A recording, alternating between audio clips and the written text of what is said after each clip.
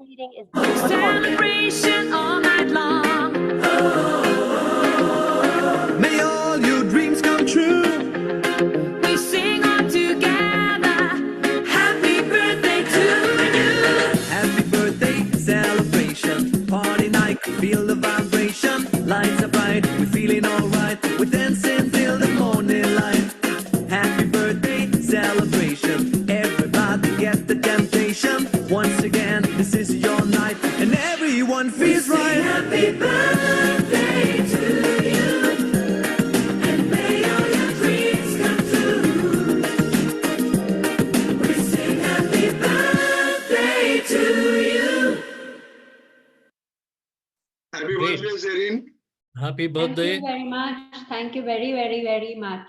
My first birthday wishes. Okay. So hopefully Yeah, so- Ravi, Vicky and Nidhi will get this in a recording, as you said. Now I request all the members who are not speaking to put on the mute so that there is no echo or a noise. So to start with, we are going to announce the books that what Ajay has chosen to be read in the month of April and May. And we are going to reflect it in the month of June. So in Ajay's words, for the June books, Ajay decided to select a theme that is both diverse and different. Ajay was inspired by a forum where they discussed a book by a female political prisoner in an oppressed regime. When he started researching the topic, he found that several books by such women exist. With that search done, Ajay chose the 3 books. And all these books have one common thread. They're all lesser known and have not made it to the best-selling list, but they all seem intriguing. So he's taken 3 different contexts from Russia, Korea, and Iran. And these are the books which will be now put up to SurveyMonkey tomorrow to decide which books each of the member want to read. Thanks, Ajay. So now we are beginning the Litfest Day 2. And like I already mentioned, that it is going to be very interesting one to listen to the luminaries with all their wisdom of decades and decades. And now they're not talking about their past, they're talking about the future. So I think it's going to be wonderful. Almost all of us don't need any introduction about them, but all the same, just to put it in a nutshell, Gopal spent 30 years in the Unilever Group, including roles as chairman, Unilever Arabia, CEO of Group Bond Lipton India, and vice chairman of Hindustan Lever Limited. Thereafter, he will become executive director for Tata Sons for over 15 years and played a very crucial role in strategy for the whole Tata Group. Rishi Bhattacharya, who was the marketing director in Levers when I was a flunky in Lentas, is a management consultant currently, and he was formerly a senior vice president at Unilever at a global opportunity for the health and wellness category. He is also taught at the University of Michigan's Ross School of Business and at the London Business School. So with this introduction, I ask Ajay Milind to speak a few words to kickstart the day 2. Yeah, Milind. Just to add to what Srinivas said, just a few words in a couple of minutes. Once again, a hearty welcome to this second session of our 3-session Litfest. And this particular session is close to our hearts because we are hosting 2 Indian managers today who not just reached the pinnacle in India, but also had a bright international presence. We have met Gopal earlier with Ranjan Banerjee with their book aptly titled The Made in India Manager. And I'm really glad to welcome him back with Rishi Bhattacharya. I'm also hopeful he'll be with us for a 3rd time with yet another refreshing book and yet another co-author, most likely whose family name might also begin with a big B, following Banerjee and Bhattacharya. One of Gopal's interesting early books, however, was sole authored, The Case of the bonsai manager that taught us lessons from nature on growing. Embrace the Future is Gopal's latest and, believe it or not, the 19th book that he has written. Similarly, with Rishi Bhattacharya, one of his early articles in his academic avatar was with C.K. Prahlad at University of Michigan, 20 hubs and no HQ, proposing a novel design and structure for multinational corporations. It proposes a golden mean between centralization and decentralization. Like all of us here, Rishi also graduated from IIM Calcutta a few years ahead of us, while Gopal was a member of the IIM Calcutta Board of Governors several years after all of us graduated. While I've had the good fortune of working at Hindustan Lever in the 1980s under Gopal's illustrious leadership, with Rishi, I'm more in the role of Eklavya to his distant Dronacharya. Unbeknownst to him, the day I was selected to work for Hindustan Lever, Shunu or Siddharth Sen, a doyen of Indian marketing, was on my selection committee and said I reminded him of Rishi in my thinking, a compliment that I have treasured ever since. So I'm really delighted to welcome two of my role models from the corporate world to our book club. So please join me in extending a warm welcome to both Gopal and Rishi. And I'm going to let them take over as we prepare to learn from them how to embrace the future. All yours, Gopal and Rishi. Thank you. Yeah. Before they start, I think there's a small announcement.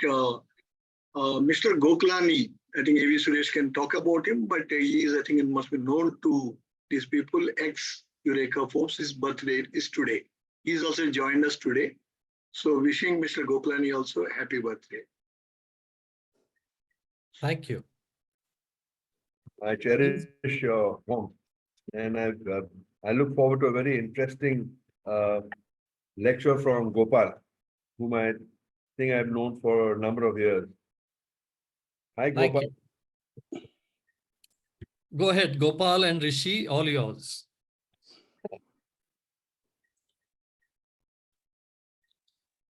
Okay, this is Rishi Bhattacharya. I'm going to kick off because I have a closer association to IIM than Gopal is or was, but he has been a more illustrious association of not being a student, but on the board of governors. So both of us have good connections with all of you from a distance. But it is really very good for us to be able to talk to all of you and to be able to address an esteemed group like yourselves. So what we are going to do, probably I'll take a few minutes, 5 minutes or so, to discuss one of the concepts in the book. The book has a number of concepts which, when you read it, you might find interesting, but we will pick on one or two for today's session to sort of explain our thinking and where we are and what we are proposing. So the first thing that I want to talk about is a little bit about change and rate of change that we see around us today. And change is not new. Change has been there for a long, long time. In 1980, Peter Drucker wrote about management in turbulent times. So in the 80s, he saw turbulence very much similar to what we see today. So change is with us all the time. The important thing to remember is that many of us in our working lives and in what we do, and people who are working today at CEO levels or lower down all across organizations, are very much obsessed with the present or what to do in the present, and they're almost overwhelmed by the present. Now, present is, of course, the most important thing, because if you cannot manage the present, then you have no future anyway. But when the attention span or the mind span of managers, senior managers, and other managers, nowadays we notice more and more that they have a maximum 2-quarter mind span, that starts a little bit of worry in people's heads as to, okay, we are managing the present. How are we going to grapple with the future? And very often, many executives seem to be sitting in an aircraft where the aircraft is speeding and getting to a new destination at a very fast pace, but you are sitting inside it still with no turbulence, and you think life around you is what it really is. But very soon you are going to arrive at a new destination and have to grapple with that destination. So when we think about the future, how much of our time are we really spending on the future? And if we don't do it, then we are going to be in trouble. But people very often avoid the future because it is difficult to forecast. It is an unknown. And one often wonders what's the value of speculating. But the reality is that a lot of the change that we see, or a lot of the change that is going to come in the future, is going to be different from what we have got used in the past. And therefore, the question is, how do we go into that future? And if we go holding on to the past, then it'll work, provided the future is going to be like the past. But more and more, it seems that the future is not going to be like the past. And what do we mean by this? So let's go back a little bit, maybe to 25 years ago, when we were younger and we were sitting at the start of the new millennium in the year 2000. And we were not able to see the future in front of us, and we were extrapolating and thinking of the past and how to go forward.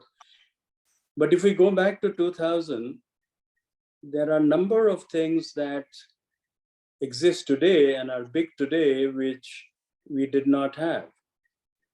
And I'll pick up just 3 or 4 things out of a dozen things, or double-digit things that we can think that were not there in that period. First of all, which is the most recent thing, which is impacting a lot of people, which is different, is working from home. Working from home was a fantasy of people of our generation, but it is a reality today. And out of 3.5 billion people who work, a good 30% today are working from home or in a hybrid model where half the week they're at home and the other half they're working from their place of work.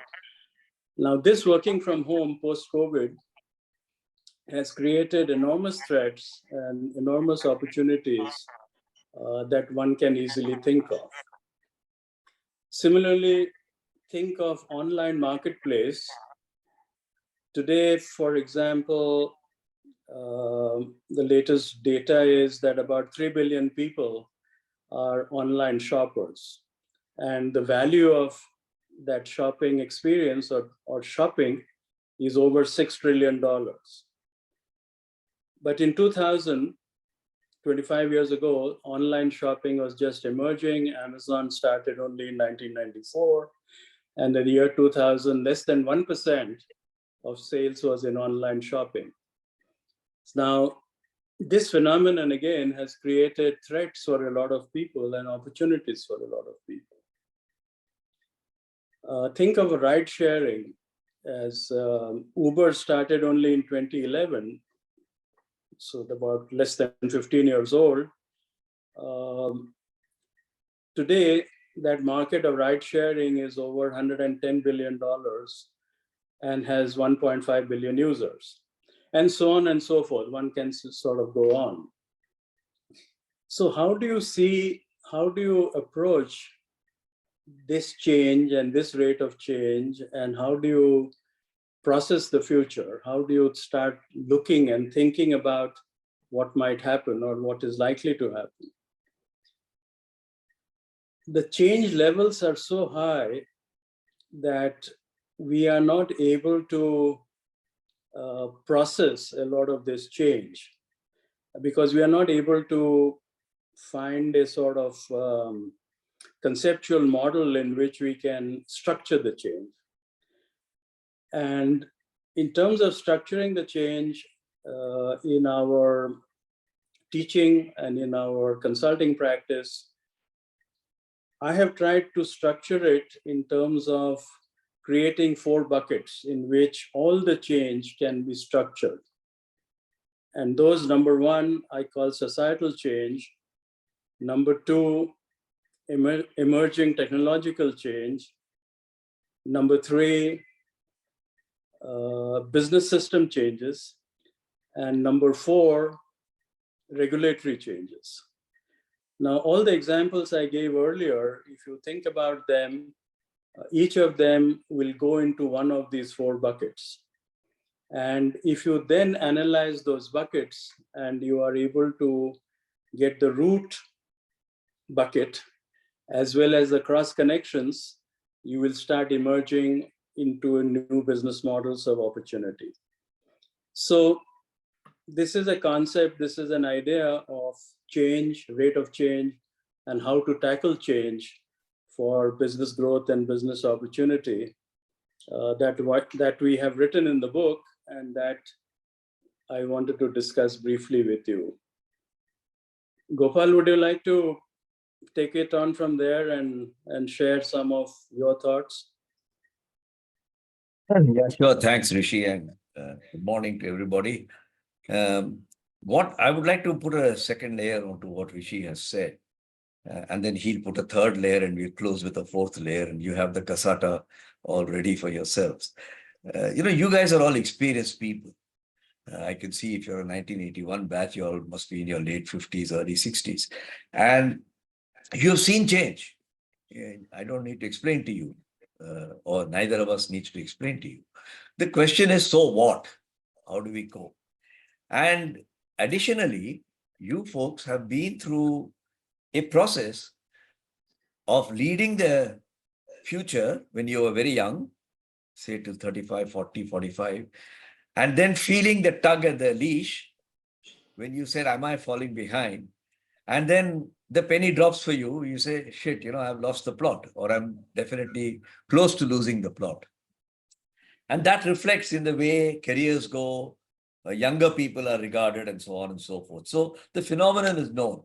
The question that I would like to address as a second overlay of what Rishi said is, well, what's so clever about this book? There are lots of books on change, transformation, but broadly speaking, in a limited, non-academic kind of analysis, I find there are 2 classes of books. There are those who address the intellectual part of change and transformation. They are broadly called strategy. Some of you may be involved with strategy or strategy professors, either now or earlier in your career. We've all done a strategy job somewhere in our career. And that's intellectual. And the books written by the gurus, as Rishi referred to Peter Drucker originally, then came Michael Porter and Clayton Christensen, Richard Rumelt, and all of them tell you how to anticipate the future and how to get ready. Great books. You must read them and be taught at IIM when you go for an executive development program, or teach it depending on whether you're on this side or that side. There's a second class of books which seem to operate almost independently. And those are the behavioral guys.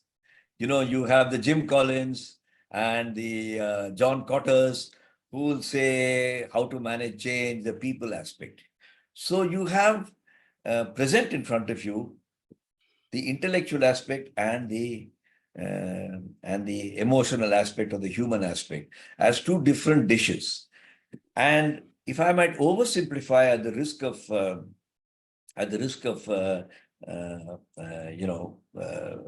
at the risk of making it utterly simple, we have combined the two. We found, we had an argument, to be fair. We've been working together for a long time, so we can have arguments and still be friends, unlike our current political dispensations. That he had a right glove and I had a left glove. He was very focused on the strategy aspects and what he has just explained to you, how to anticipate the future and be ready for it. And I was very focused on the fact that you cannot change more than the capacity of the machine. I can't take an old rose soap packing machine and make it deliver modern filaments and forms of packaging. So we said, instead of arguing about it, is there a way in which we can intersperse them? Because the real manager in the real world is not obsessed with one or the other. He'll get McKinsey or BCG to come and tell him about the intellectual part, and his HR chief will nod his head horizontally to tell him the other part. But the CEO or the CXO is a poor guy who has to put it all together. And all of you had that experience. I don't think that requires much explanation. So we have put it together and interspersed them so that we don't expect to preach any new knowledge. We are not expecting the book to advance the frontiers of knowledge.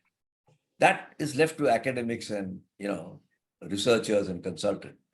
What we have done is to disassemble our own experiences, reassemble them, and present you a sort of a Lego where you say, yeah, I have been down that road before.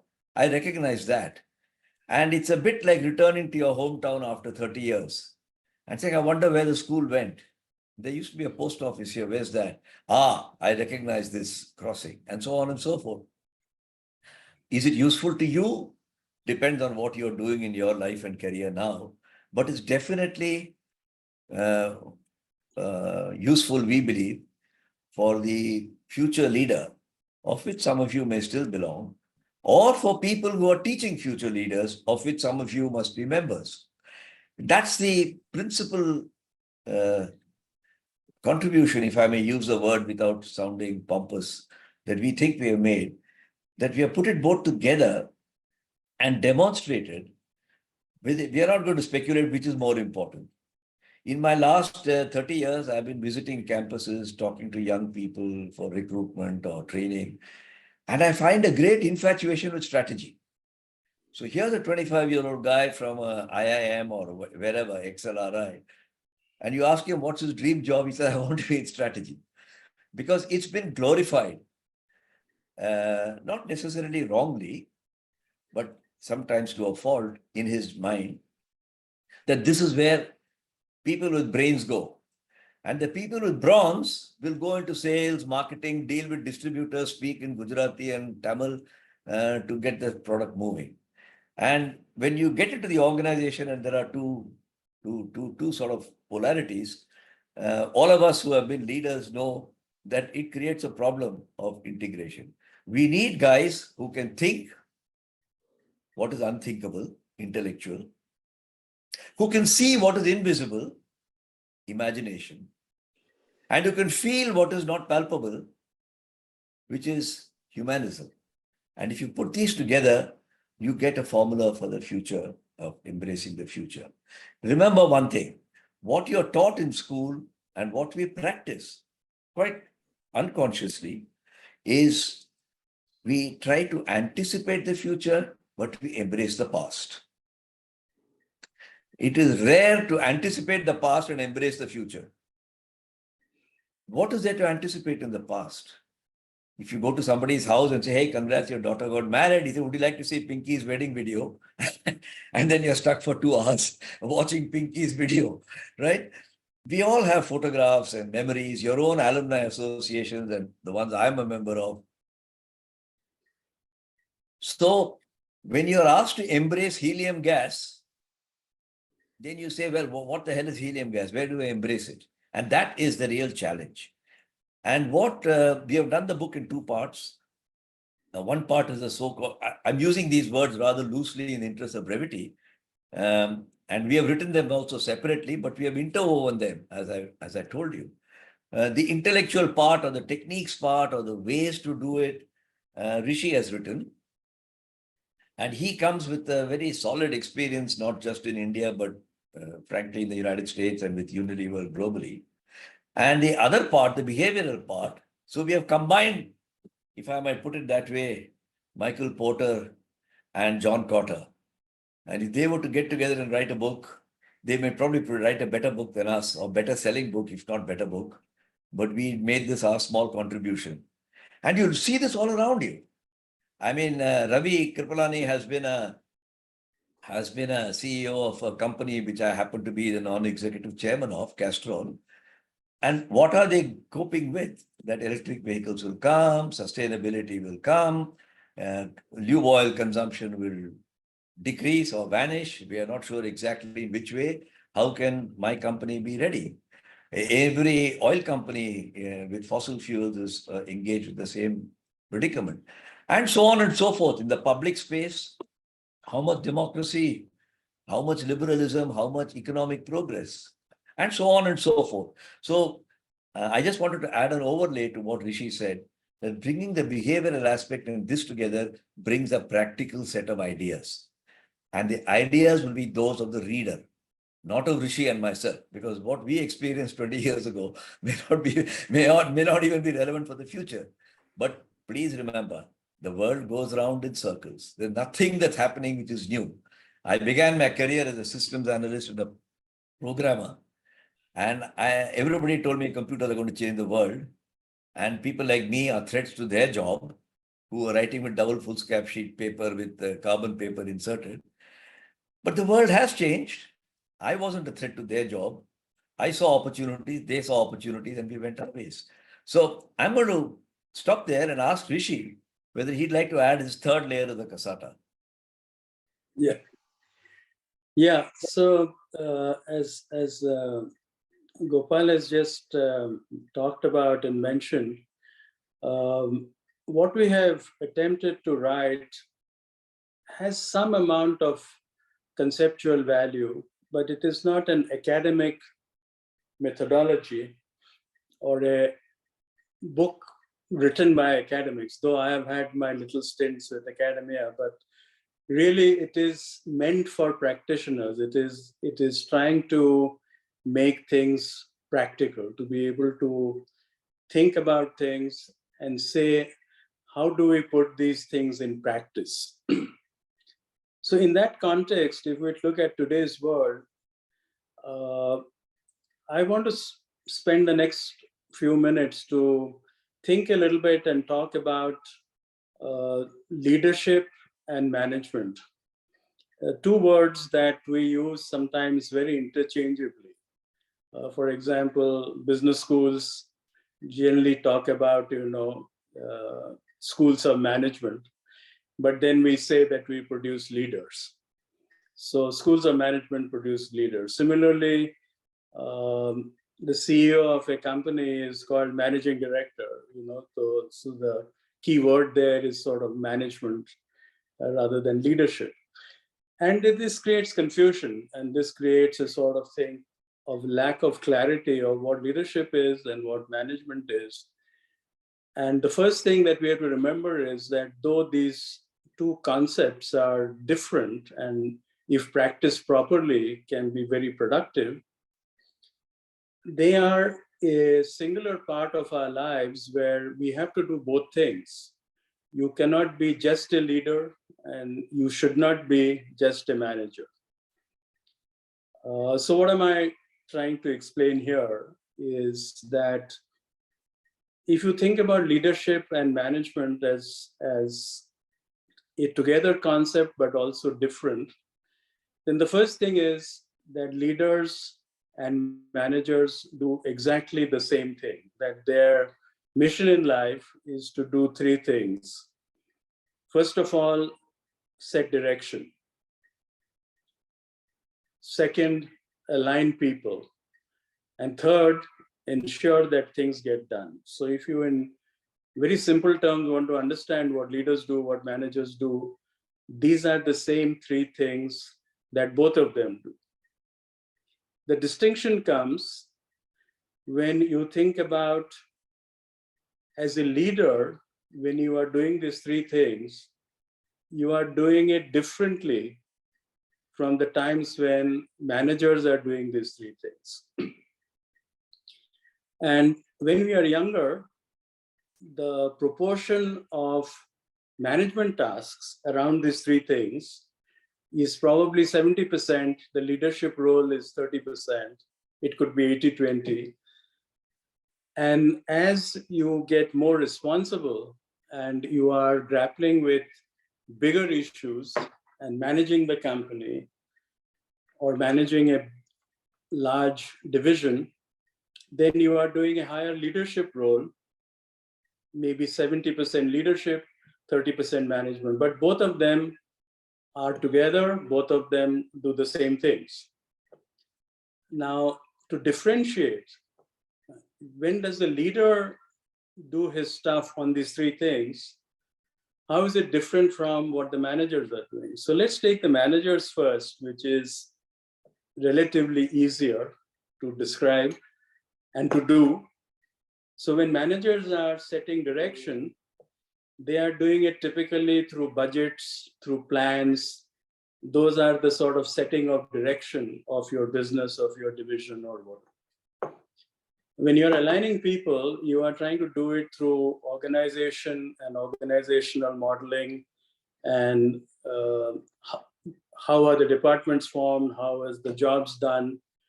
You are setting up a sort of organizational construct and trying to align people that way.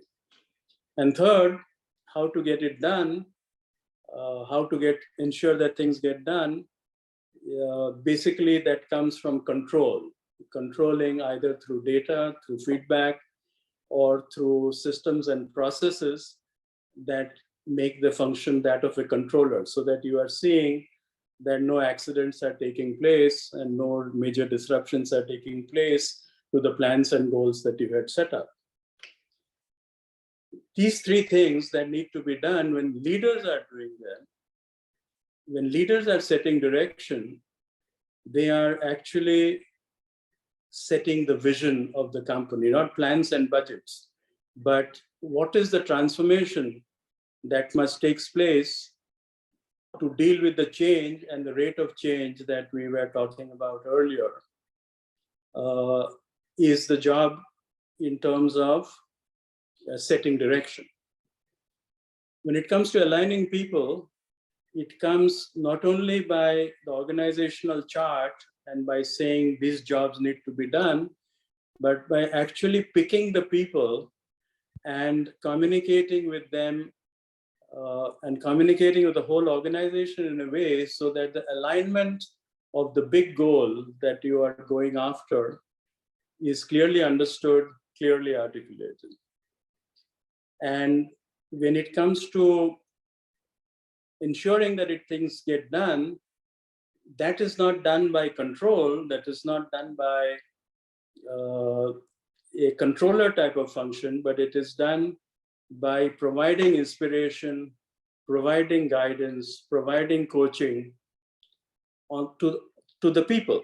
And that is how the leadership ensures that things get done, because once people are inspired, once are motivated, and most importantly, they understand what the goals of the business are, they figure out ways of how to reach them. So these are my thoughts. When I say my thoughts, both Gopal and I have a tendency to say, this is my book, or I wrote this book, or this is my thinking, this is what I am doing. Let me hasten to say that that's a sort of management style of both of us, in a way that when we are talking about what we did together, we often take both the criticism and the what is the good word? Not the criticism, but the Approbation. Huh? Approbation. Approbation. So we share, though we have done it together, and we are very proud of having done it together. We often say that I did this or I did that, but this is the totality of some of our thinking that we have tried to express in the book. Gopal, on to you back again, please. Okay, this is the This is the last layer of the enchilada. Then you have as much as you can get in 40 minutes. But I want to leave 15 minutes for interaction. Otherwise, we'll Yeah. just be putting layer upon layer. And it's too valuable an opportunity because you guys have got 35 years behind you of experience. And I'm sure you have an angle which we have will give us food for thought. So I don't want to lose that. I just want to add this last thin layer in the same continuity with what Rishi has been talking about the leadership attributes. You know, there are 3 layers of leadership. I'm just putting Rishi's point in a somewhat different way, a somewhat behavioral way rather than an intellectual way. You can see that Rishi is very much the intellectual partner and I'm the behavioral partner in this adventure. Because it matches and it's ours saying my book or my experience is not different from a husband who says my son got into Harvard and the wife say, hey, you think I had nothing to do with it. So we have the same sort of sparring. To be successful in anything in life, you need IQ. And there's a whole raft of stuff written on what's IQ. And there's no need. You guys wouldn't have got into IIMC had you not had IQ. Or had you not persuaded somebody that you had IQ. Then 10 years into your career, when you thought the display of your IQ was your most important success attribute, and you had people now reporting to you, you suddenly realize that all this mumbo jumbo about impact on people, EQ came into your dictionary, thanks to Daniel Goleman. And you spent the next 20 years figuring out your EQ. And certainly I can talk for myself. My wife was my great teacher in EQ because much as I thought I was a blue-eyed, square-jawed guy barking out orders, she said, hey, that ain't the way life works. Eh? She brought a bit of feminism, if I may use that word, to bring the emotional quotient. But the essential message of this book is in the third layer you need is AQ, adaptability quotient. It is a leader who's got to be able to say, that's the way we did it in the past.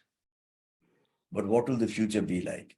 And I have been fortunate, Rishi and I both worked in a 100-year-old company, Hindustan Lever. And then I worked in a 170-year-old company, Tata Group. And both of them, we have written about their experiences. But my greatest lesson was Ratan Tata. When I joined Tata's, and if you can think of Tata's 35 years ago, it was whatever it was in your mind. And it was Ratan Tata who would tell us, that's fine for the past, but what about the future? And he traveled like the founder of Tata, Jamshedji Tata, traveled at least 40% of the time, if not more.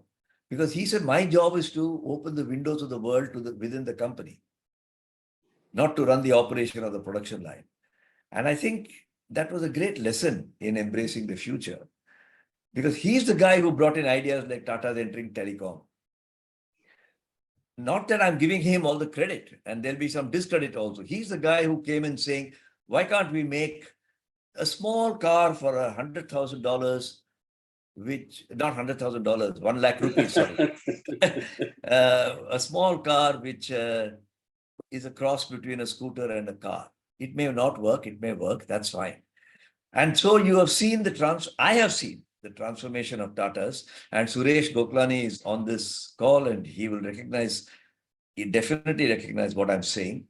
From being a steel company, hydroelectric power, where scale and skies was the most important, to a Chandrasekhar now, 7 generations later, 7 generations of CEOs later, who's saying the smaller it is, the better. You come to 25 nanometers, can I get to 20 nanometers? And now we're talking of 4, 5, 6 nanometers, semiconductors. That scale of change. If there's a panel discussion between my great grandfather and my son, he'd say Tata is a semiconductor company, and my great grandfather would say it is a steel and textile company. And that's the scale of change which has influenced our perspective.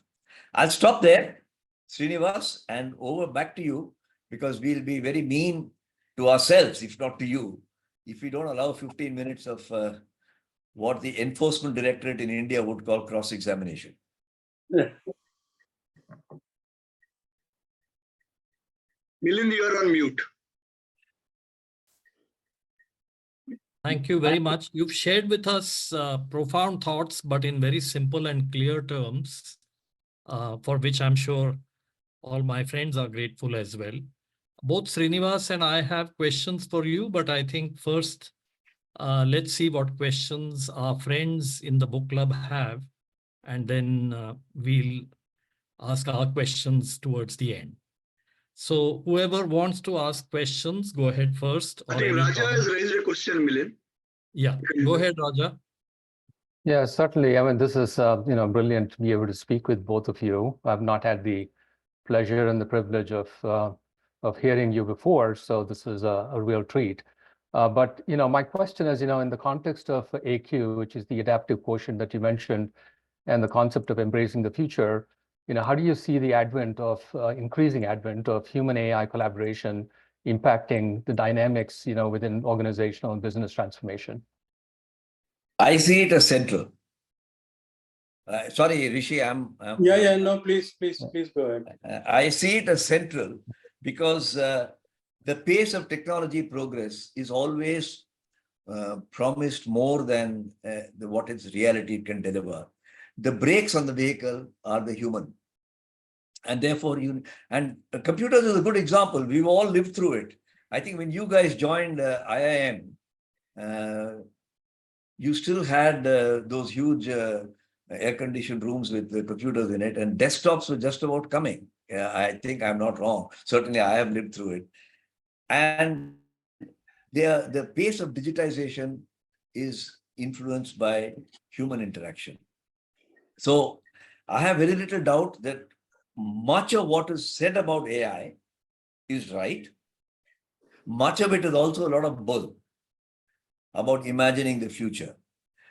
The reality, in my opinion and analysis, I don't think Rishi has a different view, but he is welcome to contribute, is the pace of technology change, as he mentioned in his opening remarks, has always been exponential. But the tools to cope with the change have also been exponential. The gap has been constant. There's a remarkable book called Centuries of Progress, which traces the technological impact over 1,000 years, from 1000 AD to 2000 AD, in centuries. And that shows that the 18th century had the largest technological progress, depending on which way you cut the fruit. And what has held it back or brought sanity into it. But today we are faced with issues which look impossible to deal with. AI is one of them. ESG is one of them. How to cope with energy transition is one of them. And there are probably many others. But it is the human being who will ultimately determine it. And if we don't recognize that, I think we are in trouble. Don't listen to the pure techies. Don't listen to the pure OB guys, but use your common sense in between. Just remember that it's the gap that has to be managed, and that's in your hand, not in somebody else's hand. Over. Thank you, Gopal. Rishi, you want to add to what? No, Gopal? I think let's take the next question, because I think, that way we'll be able to see what are the sort of issues that you people collectively or individually, have in your mind. So I think Gopal is, as usual, has given a comprehensive answer or a comprehensive response to that question. Okay, thank you. Ravi, you have a question? Go ahead. No, I just want to thank both Rishi and Gopal for another very insightful sort of presentation. And Gopal, I don't know if you know this, but you've been a fantastic mentor. And you have created insights in me that I can say openly that I wouldn't have had. And one thing that I remember most was about you explained to me the importance of being a good listener in a manager. So my question is that apart from IQ, EQ, and adaptability, are there some other characteristics that the manager of today needs to develop in terms of traits or personality that may make him or her more able to embrace the future? Ravi, thank you for your kind comment. It's interesting that you asked the question that you did. I've just completed, and I'm about to send off in the next 10 days to a group of academics who are writing a paper on the future leader. and what insights can I, they are of course interested in academic leadership, which I denied that I have any knowledge of, but I'm providing it as insights from industry. And there are 10 skills that I have written at the end of that as being applicable universally to, doesn't matter which domain, which profession, whether you're an accountant or a financial person or an engineer. And one of them is how to listen better. I'll just mention 2 or 3 more rather than dump you with the findings of my paper, which is to be published. How to disagree without becoming disagreeable. How to have 2 opposite thoughts in your mind and yet get convergence in action. How to do opposites simultaneously. How to be firm and kind to people. J.R.D. Tata was a brilliant example of that. And I'll always value the lessons that I have learned from J.R.D. Tata, not personally because I didn't know him, but from the folklore in Tatas. So these are some of the attributes where the future leader has to self-train. You see, when all of us in our companies have been sent to courses on how to make good presentations, how to make good spreadsheets and forecast the future. And let's face it, yeah, we all know spreadsheet is an accountant's output with an IT fellow's help. It's not the future, for God's sake. And we have all been through that experience. But it's like that marshmallow experiment. You can produce 5 scenarios overnight by briefing your accountant, and then you know that none of them is true. So learning these opposites is to be learned by yourself. At IIM, you're taught what can be taught, what in academic words they call explicit knowledge. At work, you learn things that cannot be taught, but you have to learn by yourself, which is implicit knowledge. And when you're a leader, you learn things that nobody teaches you, but you have taught, you have learned it, and it's obvious to somebody else when you tell him. I used to run a program, Milind is aware of it, called LWNT at various institutes of management, called Learning What Nobody Teaches. And it's exactly on this kind of subject, how to listen more than you talk. Thank you, Ravi. Thank you. Yeah, I'm going to add a little bit to that in terms of traits, leadership traits that a lot of people talk about, write about. Actually, it has been shown that the traits are not important at all. Whether you show high energy or low energy, whether you're extroverted or introverted. These are things that, so what you do, the most important thing about leadership is not traits, but behavior. And when you are talking about the question that was just asked about why is listening important for a leader, because it is a behavior that he is showing which addresses to the person who's speaking that is important, his approach or his perspective is important for the discussion that is going on, for grappling with the problems that we are trying to do, or with the opportunities that we are trying to get. So that is behavior. And behavior is a very, very important part of true leadership, because at the end, what is done? Leadership is about action and completing tasks, of getting things done. And for all of those, how you behave determines how you intake and also how you output. And that is why the very important, so listening is one trait. It may not be the most important trait, but it might be also the most important trait in a particular situation. Because by that, the leader is communicating to his followers that this is not dictatorship.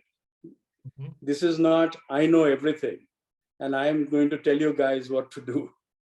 I'm going to take the combined opinion and together we will decide what to do. But what we need to do must have absolute clarity, and how we are going to do it must have absolute clarity. So these are the behavioral things that are very critical. Thank you both, Gopal and Rishi. I see a question from Pushpita in the chat box. Would you like to ask your question, Pushpita?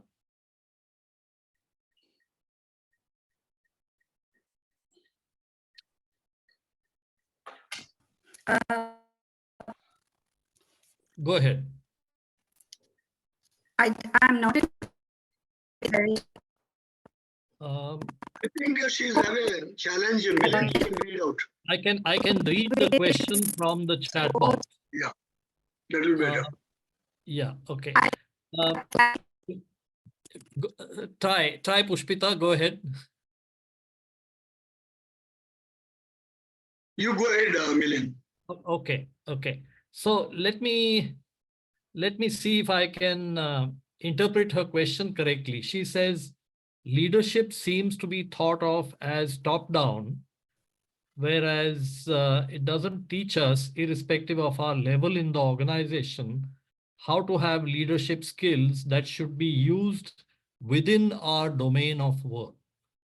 So if you can respond to her question, that would be great. Rishi, would you like to open? Yeah, okay. Let me take that on initially. As I was mentioning when I was talking about leadership and management, that at every level in an organization, right from the grassroots level, when we start our careers, and as we move up, you are leader and manager both in a particular situation, and that might be a very small part of the overall operation, but for you, that's your world, that's your job. And you have to exercise both leadership and management skills to the task. So if I take my own example, my first job in Hindustan Lever was I was sent off to the eastern region of the country to be an area manager for one group of our products. So I was a leader of 15 people who were salesmen and a network of some 200 dealers. To them, I was the leader. So when the chairman of the company looked at me at that time, they said, oh, here's this little guy who's just been in management training and he's a first line manager. But in the eyes of these other people, I was really the end of the world. I was the leader. So your question is, how do we learn what to do as a leader and how do we learn what to do as a manager? And I would like to leave a very simple concept with you based on how we grew up and our own experience, is that the leader is fundamentally dealing with change. And to that extent, when we say embrace the future, there is a large amount of leadership component, because the future is about change and the change that will happen. But in any situation, whether it's a shop floor, whether it's a marketplace, whether it's the accounts office or whatever, there is an aspect of change. And anything to do with that change is a role of leadership. And anything that reduces complexity, that makes it easier to do the job, to make it more productive to do the job, that is the job of management. So if we work with a simple mental framework of saying, if it has to do with change, then I must do the things that a leader should do in those tasks, the 3 tasks that we talked about, which are setting direction, aligning people, and ensuring that things get done. If it has to do with change, then there is more leadership in it. If it has to do with reducing complexity, if the problem is hard, how do I make it easier for the salesman to be able to sell one more case of toothpaste? And if I can get him to be able to do that, then it reduces complexity in his life and he does a better job. So that is a way that you could use as a sort of framework in terms of determining which is what. I don't know if it helps or not. Thank you, Rishi. Gopal, you'd like to add anything? I'll just add, since Rishi Rishi's reference to his being sent off as a young management trainee to the eastern area reminds me that although I joined computers and I was full of ahankar about, 1967, to say I'm a graduate in computer science made my grandmother very proud because she could now find me a good daughter-in-law, could find herself a good daughter-in-law. But I was packed off to Nasik. My first time I was traveling in Maharashtra, I didn't know a word of Marathi. And there was a salesman called Kelkar who was supposed to train me, who was 55 years old at that time. And on a particular day, he said, "Aap mandir mein jayenge?" So I said, "How can you say no?" So I said, "Okay." And then he asked me a question. He says, "Har mandir mein you must be noticing that you have to bend your head before you can get into the Garbhagriha. Why is that so?" I said, "Yaar, ye sab to IIT mein sikhaya nahi." He said, "It is a message to everybody who comes to the temple from God, Namrata Dhar. Throughout your life, jitne bhi aap unche hoge, Namrata Dhar." And it struck me as an odd lesson to give to a 21-year-old, 22-year-old guy. And then he came out and looked at a tree. There are lots of trees in Nashik and Igatpuri and that area. And he said, "Ye ped itna uncha kaise hua?" I said, "Shit, this guy is not teaching me salesmanship of Lux and Lifebuoy. He's teaching me funny things." He said, "Aap jab beej dalte ho, you think that tree moves and grows upwards. Actually, it must grow downwards as much as it grows upwards. Otherwise, वो टिकता नहीं है. अपने भार पे गिर जाता है." And I've then subsequently, of course, researched the subject and find from botany that that is absolutely true. And it's the tough experiences in your life, which are the roots hidden away from sight in the dark areas, the uljans that you have been through as a human being, as a manager, as a leader, that help you to grow tall. So just like your grandson, I think all of you are old enough to have sons, grandsons. He doesn't grow from the foot upwards. He grows from the hip downwards and upwards simultaneously. And that's what a leader and a manager is. A manager grows from the hip downwards and from the hip upwards. And the hip downwards, the strength in the thighs and the feet is what helps him to stand with his big swollen head, which all of us are bound to acquire. So that's the only message I would like to share. Great. Those are really very useful insights, both Rishi and Gopal. Thank you. And I hope that answers have your question, Pushpita. I have a question. Yes, you Suresh, have go time. ahead. Yeah, go ahead. So I have a general question to both of you. If you look at the Indian business landscape, so you see it's comprised of conglomerates. You have the Tatas, the Ambanis, and the Birlas and so on. Whereas if you look at the US, the trend is the reverse. So conglomerates are spreading into smaller, more focused companies. Any insights on what's the reason for this discrepancy? Rishi, would you like to offer a view first? The survival of I think the definition of conglomerates is a way to try and simplify what a business is and its ownership or its shareholding. It does not really properly think about what businesses those people are in. And to the extent that they are focused or they are dealing with a certain customer group, that I think is the focus that people need. So I think while the Indian companies like Aditya Birla or Tata's or any of those, I think we need to distinguish between creating a financial sort of definition or the shareholder-based definition versus the businesses they are in. And the businesses run there, the good businesses run there, in my opinion, exactly the way businesses run in the West. But sometimes in short term, people find that businesses are subsidizing each other. So a conglomerate is a useful umbrella sometimes to be able to subsidize each other. And to that extent, the value of each individual component is probably, understated. So activists and others then try to do things with it. So there has been a lot more activism in the West compared to India, where I think it is still in its very early stages. Thank you. Can I add a small point?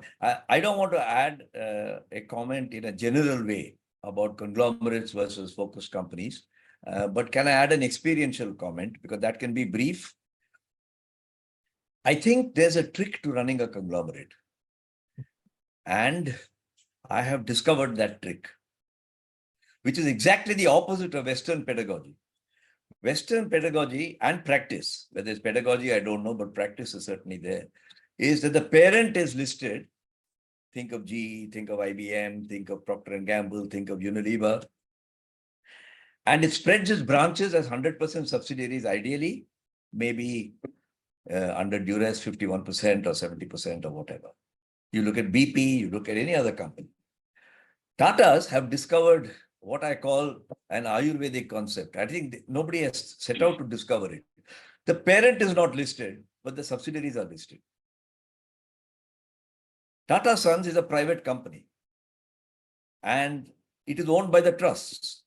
But the subsidiaries, Tisco, Telco, Tata Chemicals, they are all listed.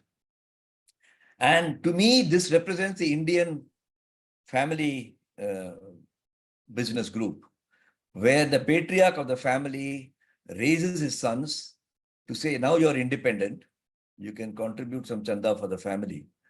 And I think the secret to a conglomerate like Tata, which will not carry on forever, nothing can carry on forever, is this unique structure, which is almost unparalleled in the world. I'm sure there are a few existing somewhere in the world. So Suresh, that's my experiential response to you. Rishi gave a more conceptual one. Thank you both. Thanks. for Thank you. those responses. Both Abhay and Sandeep have been waiting for a while. So let's take Abhay's question first and then Sandeep's. Go ahead, Abhay. Yeah, thank you very much. Listening to you was very enriching. I have one question. In fact, Abdul raised this. A lot of companies in India are still family run. I'm having a problem right now. I'm practicing quite a bit of what you preached, but I have a problem. I'm not able to convince the ownership of the company, who is also the chairman of the company, about how, in what sequential steps should we optimize the metrics. For example, when you're leading a transformation, especially, you cannot optimize all the metrics. You can't have highest profitability and a lowest manpower cost. At the same time, you pay your people with the 75th percentile of benchmarks, etc., etc. So how would you suggest that one handles this? And if you've had any practical difficulty in this area? Should I go with that, Rishi? Abhay? Yeah, Gopal, go ahead. Yeah. Abhay, I presume you're talking of your experience in India, or are you dealing with a family business in Mexico or something? No, very much in India. Right. I'm going to give you what looks like a slick answer, but I think to IIM people that's allowed, because we are all trained in that art, because I'm doing this in the interest of brevity. Sure. One of the things that a manager has to learn, if you go back to what Ravi Kriplani asked some time back, one of the skills he has to learn is how to be an advocate of ideas without becoming a committed zealot. We all think that you must intellectualize, come to a view, and you must be a committed zealot of that idea. And then books are written about how commitment increases. But advocacy in an area of multi-segmental opinions is very obvious in a democracy. You win some, you lose some.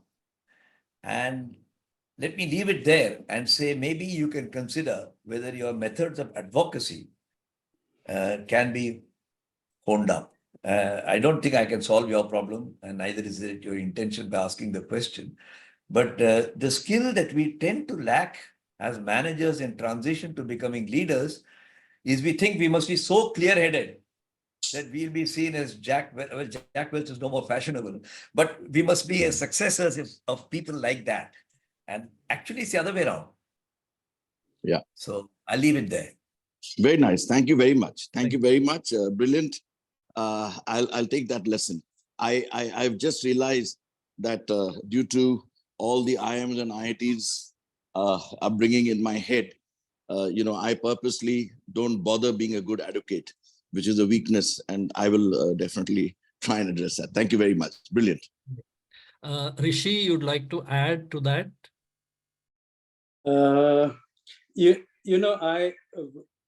We are happy to spend more time with you guys, but you have to decide how much time you have.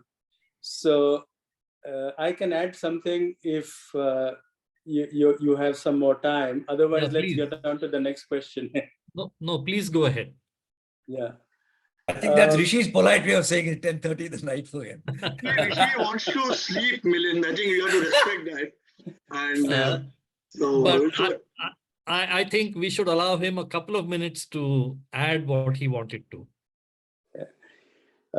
So coming back to this, I think, when you are in a family business, especially, and then looking at the metric level, one of the ways of this advocacy thing that Gopal, raised and which you accepted, is that one way of diversion before you get deeper into, not diversion in a derogatory sense, but proper diversion, is to engage in what are we trying to get at the end? What is our real, what do we want to be 5 years from now? What do we want to be 10 years from now? And where is the customer that we are trying to serve? What is he looking for? How are we going to deliver to them? And if you take the focus away from internal company metrics to the external of the customer that you are trying to serve, and in the process, get the profits, get the money, get the margin, reduce the costs, so whatever operations you want to do, the metric fixation of an internal nature is a business killer rather than a business grower in my experience. And I would propose not only the advocacy, but to become an advocate for the consumer out there whom we are trying to serve. And in doing that, I think you will get your answers to your metrics question and to reduce the complexity of what are the most important things that we should look at. And you might find that the metrics, all of the metrics that you're looking at are probably not very important. The margin of today can just vanish Very true. because you are not dealing with the market or not dealing with the consumer properly. So I think that is the little bit that I might add to this discussion. Thank you, Rishi. Absolutely, completely agree with you, and thank you for your insights on this. To respect the request from Rishi and Gopal, I'm going to treat Sandeep's question as the last one before we. No, please don't do that. I did not mean that, we want to cut it. We are enjoying it. We love it. Okay. It's very good to interact with you guys. So we are happy to continue as long as you want us to. I appreciate that. And all of us do. Sandeep, go ahead. Thank you. Thank you very much. Are you able to hear me? Yes. All right. So thank you, Gopal and Rishi, for the very stimulating discussion. Thoroughly enjoyed it. I'm sitting in Calcutta and it's very nice to hear. I have, of course, heard Gopal a few times during his book launches in the Indian Merchant Chamber at Churchgate. So good to see him.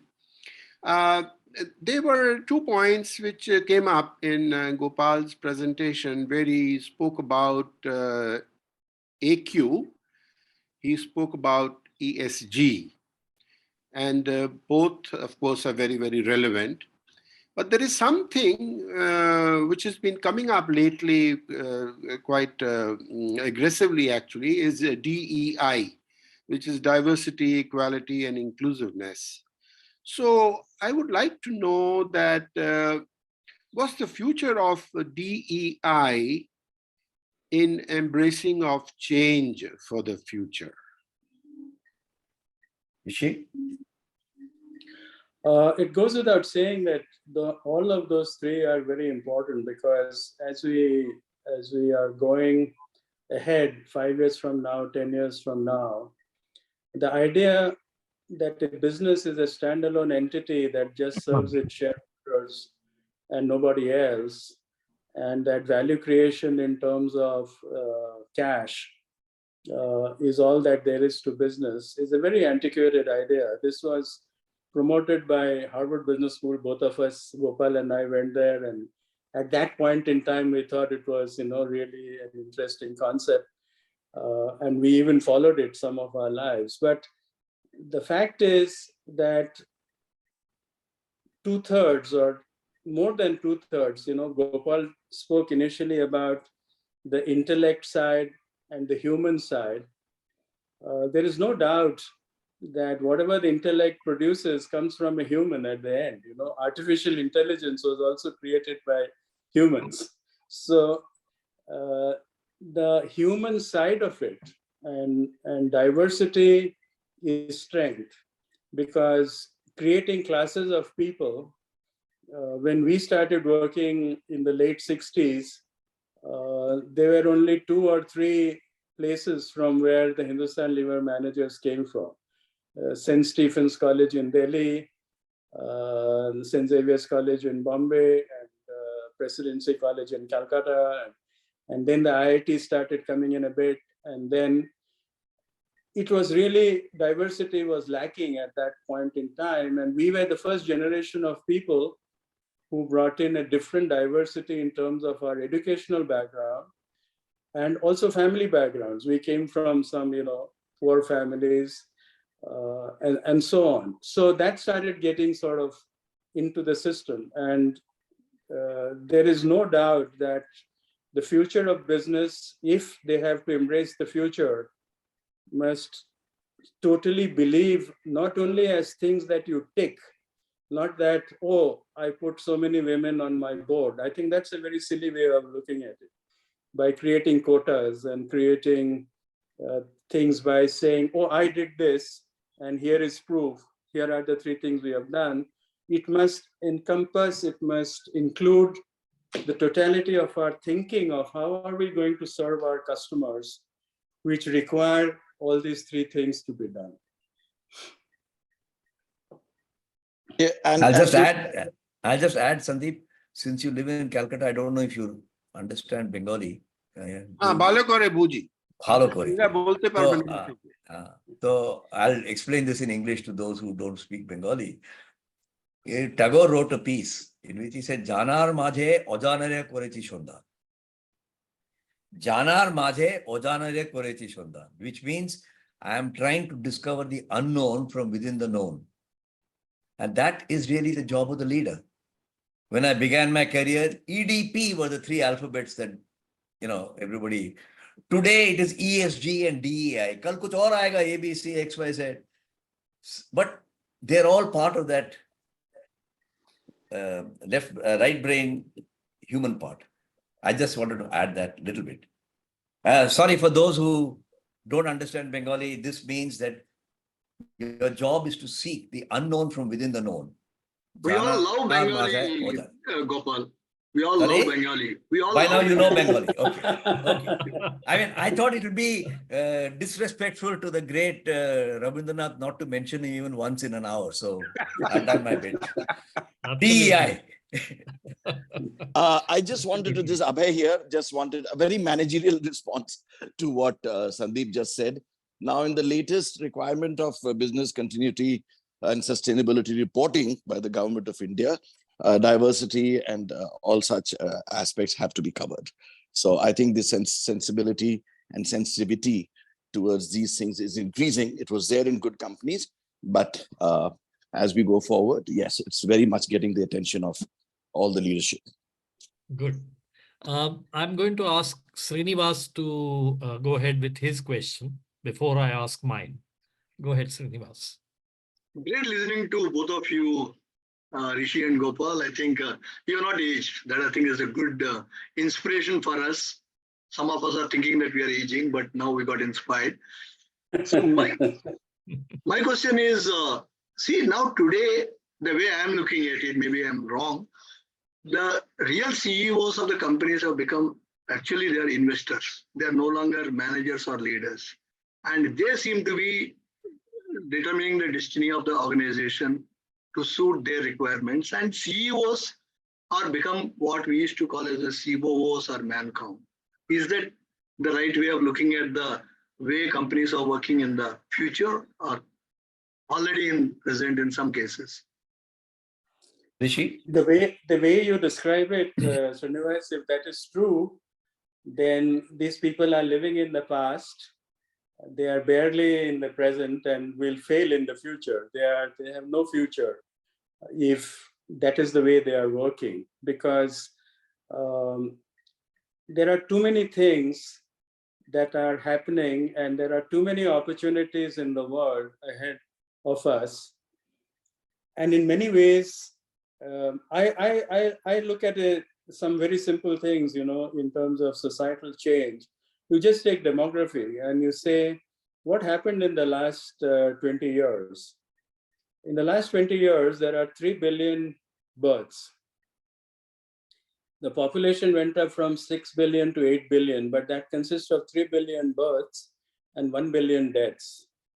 If you just think about this, that there are 2 billion people in the world, and you know exactly where they are because you know where they were born, think about what you can do for them. Nutrition, healthcare, education.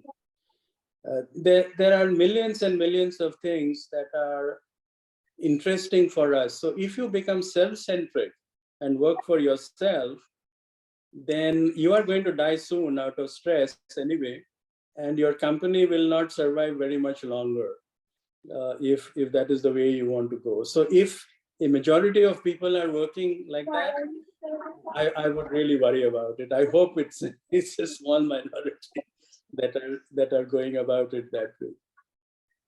Thank you, Rishi. Srinivas Garu, maybe you're just referring to the private equity phenomenon. When Rishi and I began our careers, at least we were not aware of anything called private equity. I don't know if that word was used in IIM Calcutta during your 2 years of study there. It's a phenomenon from the late 70s, early 80s. And private equity has become a very dominant, interesting part of the scene. I mean, our old company, Unilever, has sold its tea business, is now talking of selling some ice cream business. The people who are buying it are private equity people. And private equity people, exceptions apart, there are exceptions, have no experience of running a business. They have intellectual horsepower, but no transactional horsepower. Transaction not in the sense of a financial deal, but operational horsepower. So they recruit, and people like us retire, including the distinguished people on this panel, and they say, you come and be an advisor. So I don't think it's a polarized situation as you see it. But a private equity person can decide whether he wants to run the business and just have a CBO. But that can happen in a professionally managed company as well. There are highly professional companies where the CEO then becomes a non-executive chairman. God knows what is the distinction between non-executive and executive. And he runs the show. So I agree with Rishi's conclusion that I hope it's not an increasing trend, but a transitory trend. And the life of private equity is also under its own cloud. Milind. So thank you. I think, thank you both of you. I think, but anyway, I have a lot of more questions, but I'll not take all the time. But thank you very much. I think you've given a lot of hope. I mean, because I was getting really worried with the train. Okay. I'll ask a quick question of Gopal and then one for Rishi. My question for Gopal is, you've been at the helm both at Hindustan Lever or Unilever in India, as well as at Tata Sons. And when you look at your own ideas in embracing the future, Did you see reflections of this kind of thinking in both those organizations? And I might add, which one did better? In fact, we've covered this in the book, Okay. obviously briefly, about Mhm. what happened when liberalization was announced in 1991 Mhm. by the Narasimha Rao government. And how did these two companies respond? Because I happened to be on both sides over the next 10 years from 1991 to 2001. So I shan't give a detailed response, except to say that both have adapted now with the benefit of perspective. One can look back dispassionately. I mean, when Rishi and I joined Hindustan Lever, we were a Dalda company, Mhm. Sunlight Soap and Dalda.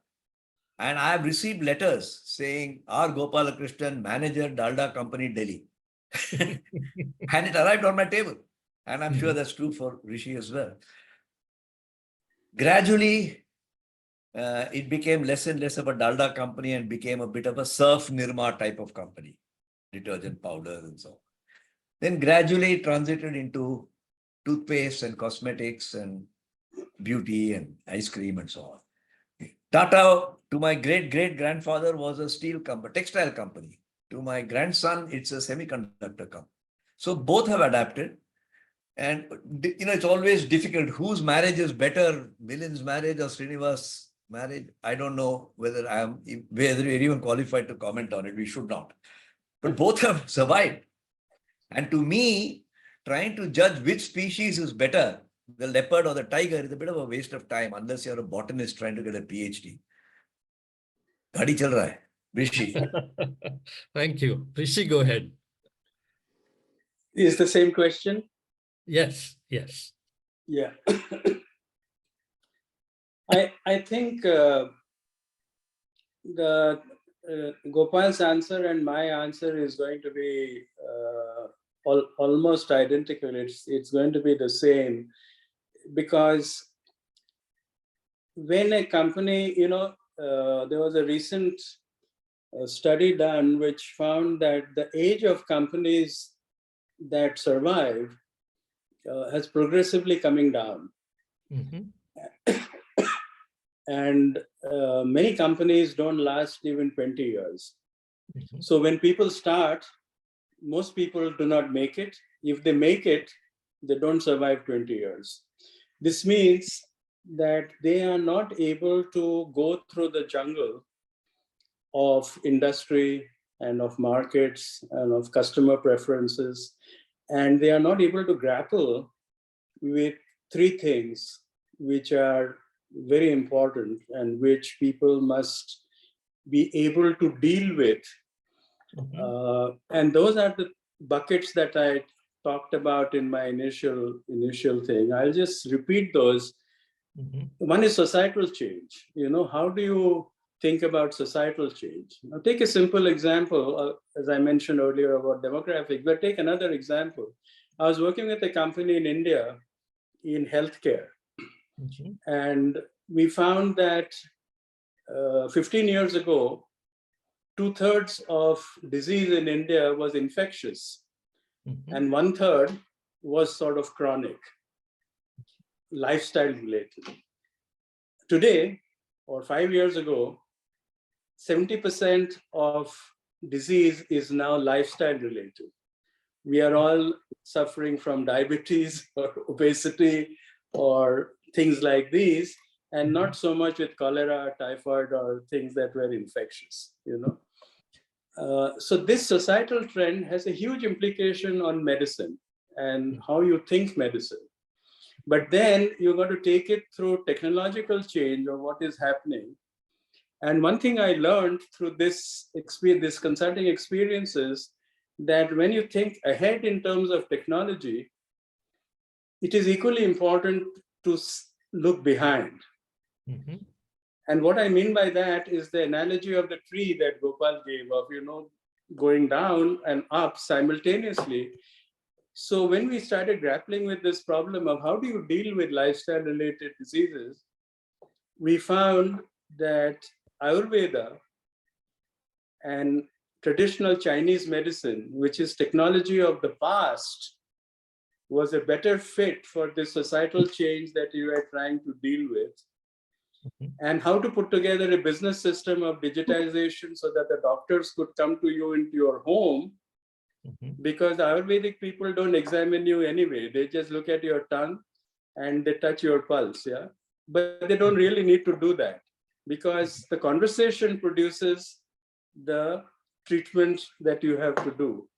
So when people are able to survive, the fourth thing is regulatory, very important, because, you know, look at what's happening to China now because of their one-child policy that came through regulation that has created a huge lot of old people and too few young people, you know, and how in the future, compared to India, they'll have a demographic lack of dividend. Then Modi talks about the demographic dividend.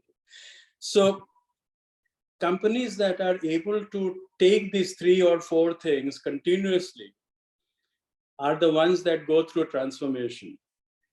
And that is explained in our book. It may not be as succinct because we wrote it over 250 pages rather than a 1-minute conversation. But the thing is that if you find companies that are really surviving, whether it's Unilever, whether it's Tata's, whether it is Ambani's are, 30 years old, 40 years old, but they are old enough now. And the way they have gone forward, there are many, many such companies that are growing older. And one thing is they're adapting to the needs of the customers, the needs of the society, taking the right technology, creating the business systems, creating new business models. And that is the way to go forward. Now, Gopal and I have been fortunate that we worked with such companies. One of them is getting seriously wrong now. And whether they will last many more years, I don't know.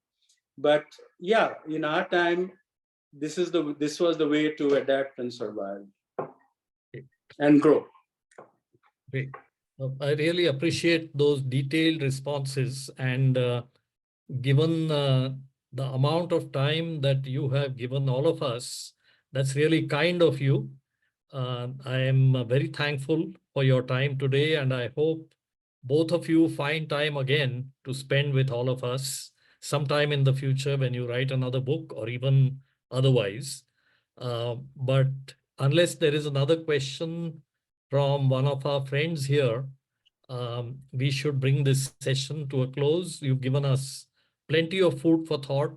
Speaking for myself, I will go back to the recording of this session a couple of times to really digest everything that you have spoken about. So let me see if there's a question from anyone else before we close today's session. Milind, there was a question from Mr. Goklani. Okay. Is there, Yeah, go ahead. for you, is there any learning from the recent Sam Bank crypto? Is that also part of embracing the future? I don't know enough about this area to be able to give any reasoned response. Gopal, you want to say something about? Just to say to Suresh, whom I've known for many years, as he pointed out, you can embrace the future and get it wrong. There is no guarantee in our book But or Gopal, in our implication. Ajay? Huh? Gopal, you're such a great storyteller. Huh. You would have some narrative on this particular one, which No, you see, if create a discussion so we can. I will leave you with a thought, which appears in the book that I published just before Embrace the Future. It's called Inside the Boardroom. It was published by Rupa 6 months ago. And in that, I have covered that there are 3 ends. Since you said storyteller, मैं कहानी सुना रहा हूँ. I am नहीं गया फिर भी कहानी बोलने का तरीका सीख लिया थोड़ा. There are 3 ends that guide a company. Niyat, which means what is your strategic intent, as Prahlad would have called it. Second is Niti, what is your conduct? And the third is Niyam, what are the rules that you're going to follow? Now, In hindsight, I didn't know everything about Sam Bankman-Fried, but he had neither Niyat, nor Niti, nor Niyam. There are many Sam Bankman-Frieds, and they come out one by one. That's the limited point I want to make. Neither Rishi nor I is in a position, even if we knew a lot, to condemn him, because who the hell are we? But I have done many things also, luckily small little things which didn't come into the public domain, which have been goof ups. But when you make a big goof up, then the world is seeing. You know, is there some way of seeing this? Is there some way of you can, such and that's the organization book we have in written, advance? Inside the Boardroom. Yeah. How can a board be alert to the absence or the weakness of Niyat, Niti, and Niyam? And we have quoted some Tata examples also. So if I manage to sell you a book, that's not a bad revenue. So Gopal leads you to the other point where Elon Musk currently is recruiting a lot of AI talent for his ex-company from Tesla. And the reason is because he's got inadequate shareholding in Tesla and the board has not granted him. So he said, I will use that as well as a poaching ground. Now, these are, kind of thoughts which come up and blow your mind that there is no ethics in business. No, well, before you jump to that conclusion, arrive at a hypothesis which you can keep testing. I'm not talking of companies like Tata. I'm not. No. I understand what you're saying. You can argue whether what happened with Gen AI and the board's response to Gen AI was right or wrong. I don't know enough about it, but I think I know enough about it to engage for 10 minutes. But that should not waste your time in that manner. Kabhi mil lenge. Suresh, sometime I'll buy you a Sindhi kadhi in Bombay Gym. Okay. Don't worry, I'll call you for a Sindhi curry. Please invite us also. अभी तो मैं गोवा में हूँ, and I'm with my dear buddy A.V. Suresh. So I was around here. I said, चलो गोपाल बात कर रहे हैं, उसे थोड़ा ज्ञान सीख लेंगे. Okay. Okay, on that high note, once again, a big thank you to both Gopal and Rishi from all of us. And as I said, we look forward to seeing you both again at some opportune time in the future. Thank you. Thank you From very me. much. Thank you very much. And happy Gudi Thank you very Padwa much. in another 2 days' time. All the Same to you. Thank you so much. Thank you. Good program. Thank you. Thanks. Bye. Bye, Rishi. Bye. Bye. Bye. Bye. Thank you. Thank you.